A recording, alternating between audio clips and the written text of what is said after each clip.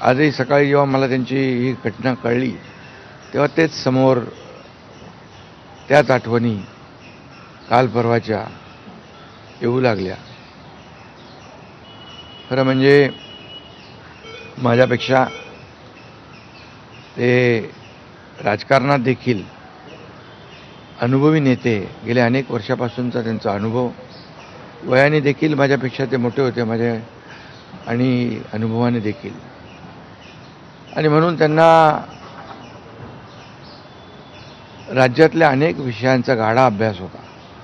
अनेक विभाग त्यांनी हाताळले होते, याचा राज्याला फायदा होत होता.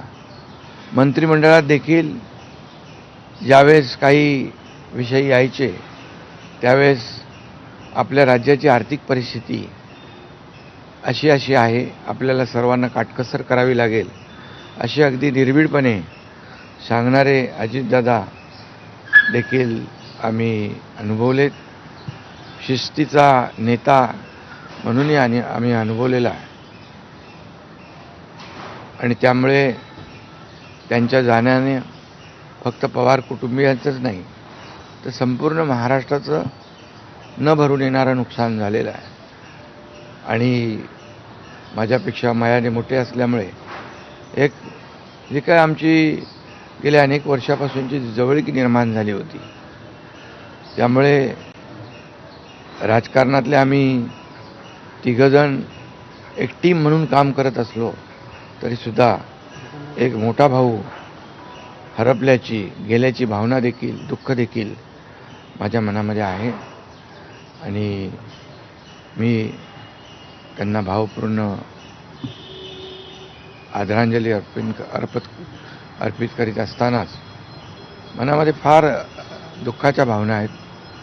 त्यांचं कुटुंब हे दुःख पचवण्याची क्षमता, डोंगरा एवढं दुःख आहे, ही क्षमता ईश्वराने त्यांना प्रदान करावी. कुटुंबाचंच नाही तर संपूर्ण महाराष्ट्राचं झालेलं आहे नुकसान.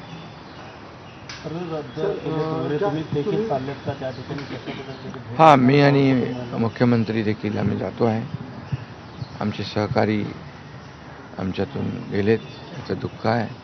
म्हणजे सभा होत्या त्याही आज आम्ही रद्द केलेल्या आहे. सर, एक विचार असं वाटतं की तुम्हाला उल्लेख केला की 2 दिवसांपूर्वी त्यांच्या जवळपास 1-1.5 तास तुम्ही बसलेले होतात, दोघंच खूप गप्पा झाल्या त्या चेंबरमध्ये.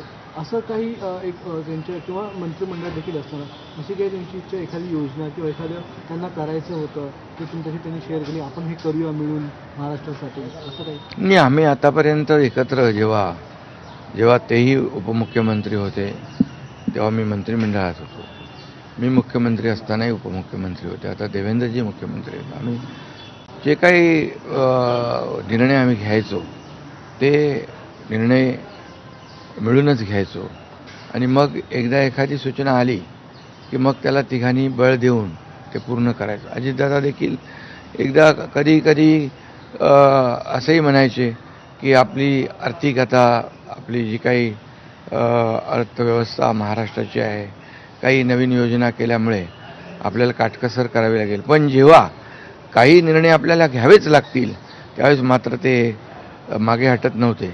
आणि याचा अनुभव देखील आम्ही घेतलेला आहे. न भरून निघणारी पोकळी सातारा असेल, पश्चिम महाराष्ट्र या ठिकाणी देखील कशा प्रकारची तुम्ही पोकळी भरून काढणार आहे? नाही, यामध्ये साताराच नाही आहे तर त्यांचं जे असलेलं जे काही ज्ञान आहे, त्यांचा जो काही अनुभव आहे हा महाराष्ट्रासाठी होता.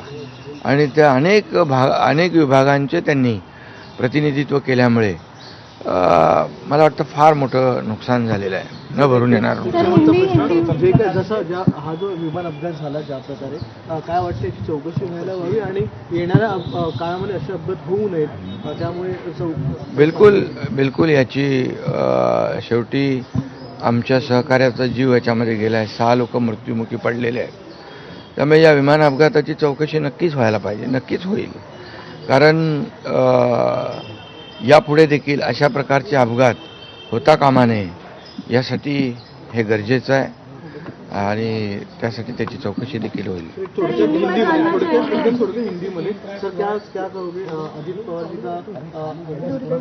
बहुत ही आज महाराष्ट्र के लिए एक काला दिन कहूँ, एक दुर्भाग्य. तर उपमुख्यमंत्री एकनाथ शिंदे यांचीही प्रतिक्रिया आलेली आहे.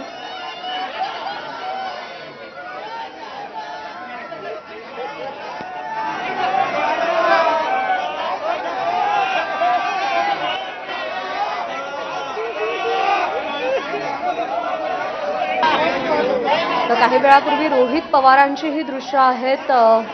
अत्यंत शोकाकुल अवस्थेत ते बारामतीतल्या रुग्णालयात पोहोचलेले आहेत. कार्यकर्त्यांची तुफान गर्दी इथे उसळलेली आहे. प्रचंड आक्रोश इथे पाहायला मिळतोय आणि रोहित पवार हे देखील प्रचंड भावूक झालेले आहेत. जी अवस्था युगेंद्र पवारांची होती तीच अवस्था रोहित पवारांची आणि संपूर्ण पवार कुटुंबियांची देखील तीच अवस्था आहे. अजित पवार कुटुंबियांना, महाराष्ट्राला, त्यांच्या कार्यकर्त्यांना, नेत्यांना सोडून गेलेले आहेत. विमान अपघातात त्यांचं अकाली आणि दुर्दैवी निधन झालेलं आहे. उपमुख्यमंत्री एकनाथ शिंदे यांनी आपल्या भावना व्यक्त केल्या.